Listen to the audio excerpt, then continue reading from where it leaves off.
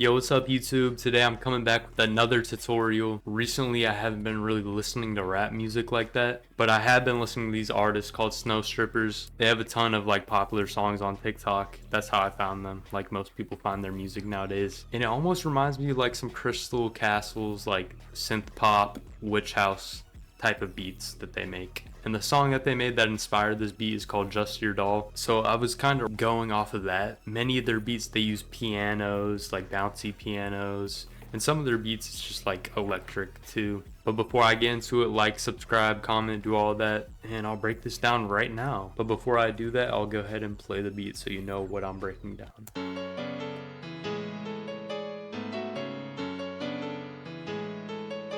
Hey, yo, Drew.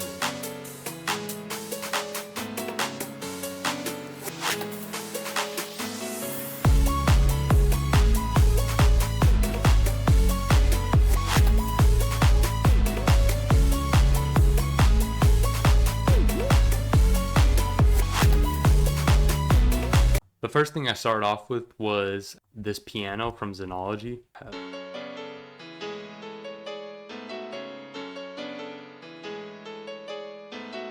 This MIDI might look kind of complicated. It really wasn't. Recently I've kind of been stuck in this cycle of just like placing down chords and then like trying to like build on top of that. Don't even, like when I made this, I didn't even use chords. I think the first notes I started out were literally just these four right here. Like I literally just laid down those four notes going across and then I just built on top of it. Like this is a weird note combination right here, but it just sounded right to me. And I'm really using like the same 5 or so notes. So yeah, you don't have to always make chords, like basic chords.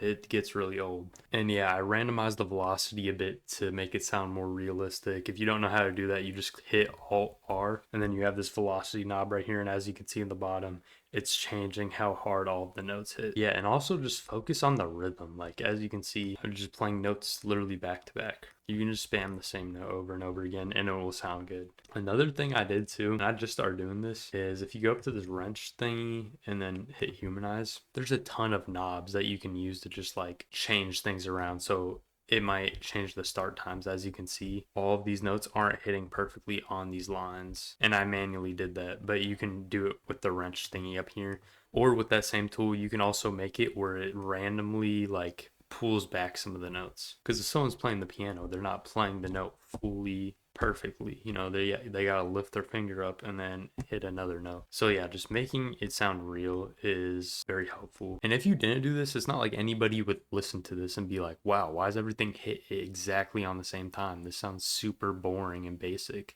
Nobody would say that, but these are definitely things that listeners pick up on subconsciously, especially when you're making like a piano or something that's like acoustic and natural. Then I added a respace. Now if you ever want to make these type of beats, like a Crystal Castle, Snowstrippers, Witch House, whatever this genre you want to call it, a respace is perfect.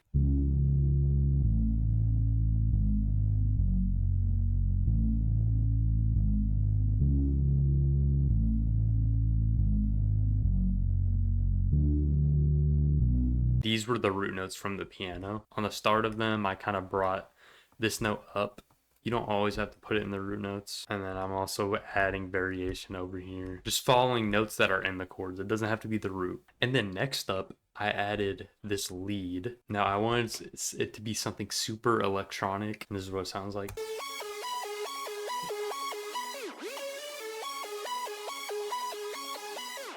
So yeah, super hype sounding. Originally it just started off like this. And then I put these up there so it has this like winding up and down sound effect. Just following half steps to make it sound dark. Then I also put a shaper box effect on it. That's that like stuttering effect you can hear at the end. I'm pretty sure I just went to like one of these scratch presets here. I think it was this one in the bottom left. And then I just brought up the first 3 because I didn't want it to be scratching constantly, just kind of like at the end of every 4 bars. And the way I structured the song, during the verse, I actually took out the winding up part lead. So this is what it sounds like transitioning from one to another.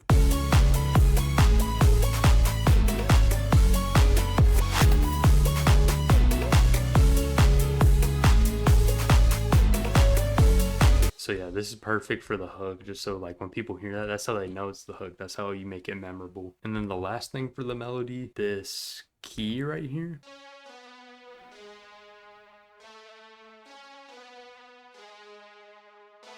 Again, just following like the top line melody from the first piano. And that's really tucked away in the background. You can't even hear it. I'm pretty sure I just put some delay on it and just like EQ'd out some of the highs and tucked some of the lows down. And yeah, so this is the full melody.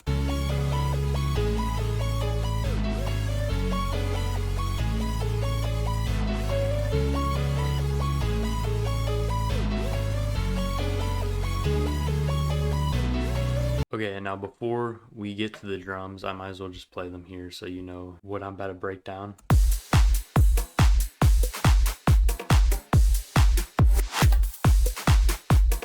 So yeah, the drums are really fun to make in this beat. But first thing I started out with was a clap. Very basic pattern. I'm gonna shorten these down so it's like easier to see. So this is the second beat, fourth beat, second and fourth beat, each bar. That's all. It's so easy to remember this pattern. Super basic. And then I added like another clap in the background. I'll play it with the first ones just so you can get like the proper context.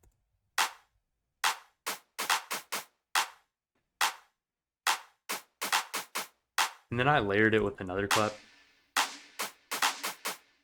Lots of more reverb on that and like deeper sounding too. As you can tell, this was originally a C, like how most claps are, but then I raised it down to F sharp. And then the hats on these beats are also very simple too. I'm not even sure, like I don't even know music theory like that. I know music theory, I just don't know the words to describe these things. But literally in between every beat, so like every other half beat, I guess that's how you'd say it.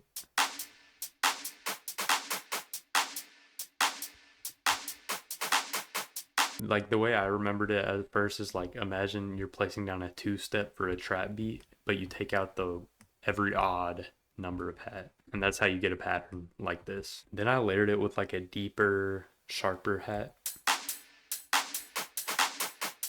Like a lot of the remakes that I was watching to understand how these type of beats are made, they layer a ton of different sounds. Like you never see that in trap music like that, but I don't know why the remakes require so many layers. Maybe that's just something that the producers that make these songs actually do. They just layer a ton of stuff. Okay, and then next up I added a crash.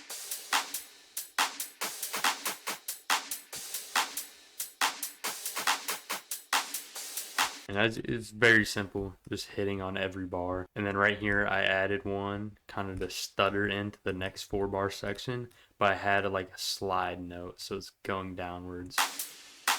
And then I added like this ride here too. It's just kind of like a hat. And then a perk too.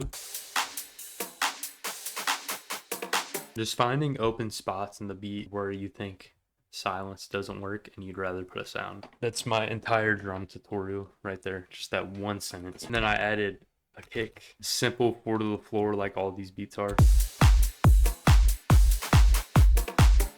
And I notice if you're ever making these beats, you can't just use like a trap kick. Like you have to get like a pop kit like I have here.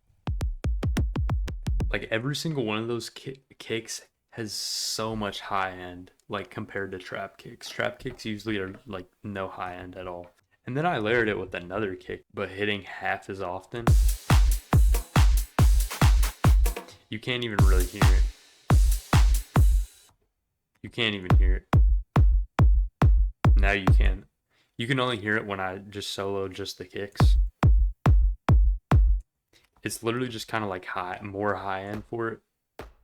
It originally did have low end, but I kind of kicked it out. And then whenever I'm making these beats, I don't know why, I just think a snap at the end sounds perfect when going into the other section.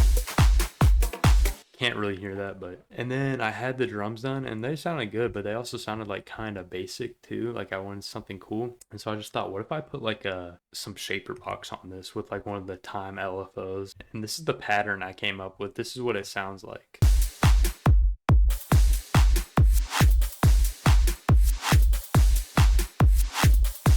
As you can hear, it's kind of doing this like reverse, slow down, speed up sort of effect, which sounds cool. Obviously, I didn't want it that repetitive, so what I did was I had an automation clip where it's hitting on every 3rd bar. And so this is what the drums sound like with it.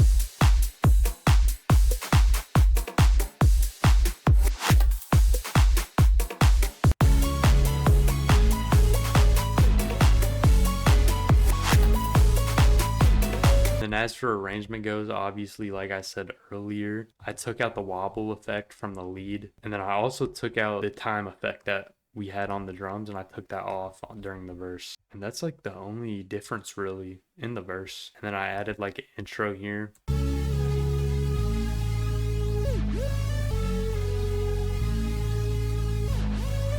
Just the entire melody playing with no piano. Then bring the piano and drums back in without the kick. And bring the drum effect back in. And then since the piano obviously has a lot of low end, I made sure to add an automation clip here too, so that the low end would be there when the piano's playing in the intro, and then once the kick and the bass hit, it all goes away. So it gives the kick and the bass room to shine. Also, I actually sidechained the kick and the bass. As you can hear right here, every time the kick hits, the bass goes lower. It might be a little too subtle, but basically how I did that was I went to the kick and then I sidechained it to track 2. The way you do that is literally by going to one insert and then going to another, right clicking, and hit sidechain to this track. So that's what I did with the kick track and the bass. And then you want to get this plugin called Patcher, and if you go up to the preset section and then go to this right here, it's called a multi-band sidechain. And what that does is whenever you adjust this knob higher, then the EQ will duck the bass or whatever you're sidechaining. So every time the kick hits, the bass is being lowered to give the kick room. And it's doing it by frequency instead of by the entire volume like that. And that was about it for mixing. I just added a soft clipper on the master. I don't really like doing complicated mixing and mastering stuff. I just made sure it's hitting like 0.3 decibels below. First time I'm only starting to do that now after producing for like 5 years, because I found out that like Spotify like lowers it or something if it's hitting at 0 decibels, and I up the in-game knob. That's the nice thing about this soft clipper right here. It's actually free, KHS clipper. So you all need to sponsor me, because this is a great plugin and I think you all should get it, because it actually has an in-game knob compared to, you know, fruity soft clipper that's just like literally just cuts it off. You can't put volume into it before it.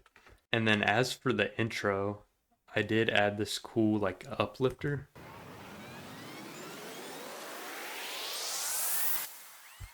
One thing I noticed about their beats, they do have a lot of sound effects. I added my tag here in the beginning too. I'm gonna play the beat one more time from the beginning.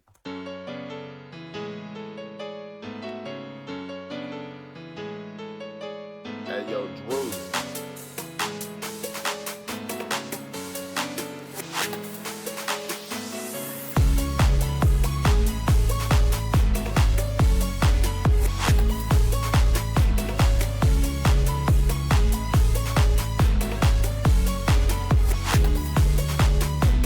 Now, if you made it this far, I would really appreciate it if you'd go buy my loop kit. I'll leave it in the top right or first link in the description. It's got over 100 trap loops, or you could use the loops for whatever you want at a very affordable cost. I'd really appreciate it. And I'll leave some other links in the description to my Instagram, to my music if you want to go listen. And that'll do it for the video. Make sure you subscribe so you can see the next video. I'm going to try to be posting more tutorials.